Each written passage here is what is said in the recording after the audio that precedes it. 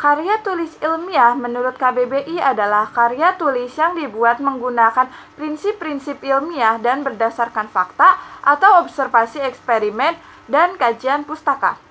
Secara umum, bentuk penyajian karya ilmiah terbagi menjadi 3 jenis, yaitu bentuk populer, bentuk semi-formal, dan bentuk formal.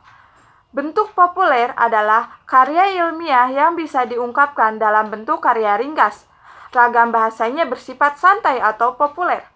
Karya ilmiah populer umumnya dijumpai dalam media massa seperti koran atau majalah. Yang kedua ada bentuk semi-formal.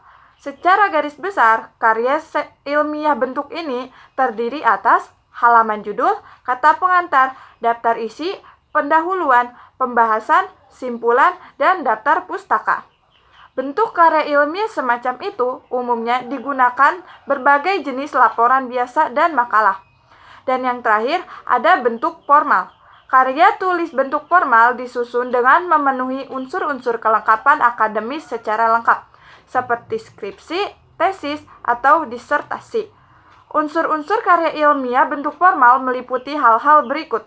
Yang pertama itu judul, tim pembimbing, kata pengantar, abstrak, daftar isi, bab pendahuluan, bab telaah kepustakaan, bab metode penelitian, bab pembahasan hasil penelitian, bab simpulan atau rekomendasi, bab daftar pustaka, bab lampiran-lampiran, dan yang terakhir adalah bab riwayat hidup. Bagian penting dari struktur karya tulis ilmiah. Yang pertama yaitu ada judul. Judul dalam karya ilmiah dirumuskan dalam satu frasa yang jelas dan lengkap. Judul mencerminkan hubungan antar variabel. Yang kedua ada pendahuluan.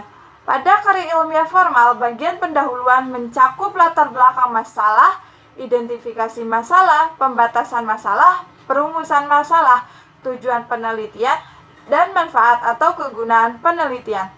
Yang ketiga ada kerangka teoretis. Kerangka teoretis disebut juga kajian pustaka atau teori landasan.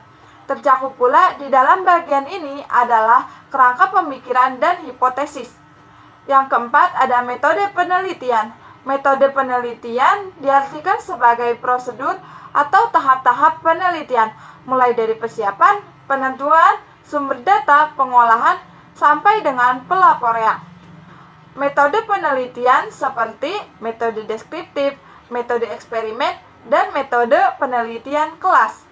Yang kelima ada pembahasan. Bagian ini berisi paparan tentang isi pokok karya ilmiah terkait dengan rumusan masalah atau tujuan penulisan yang dikemukakan pada bab pendahuluan. Yang keenam ada simpulan dan saran.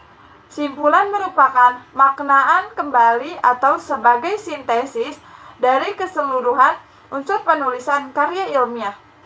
Yang ketujuh ada daftar pustaka. Daftar pustaka memuat semua kepustakaan yang digunakan sebagai landasan dalam karya ilmiah yang terdapat dari sumber tertulis. Sekian yang dapat saya sampaikan. Terima kasih. Wassalamualaikum warahmatullahi wabarakatuh.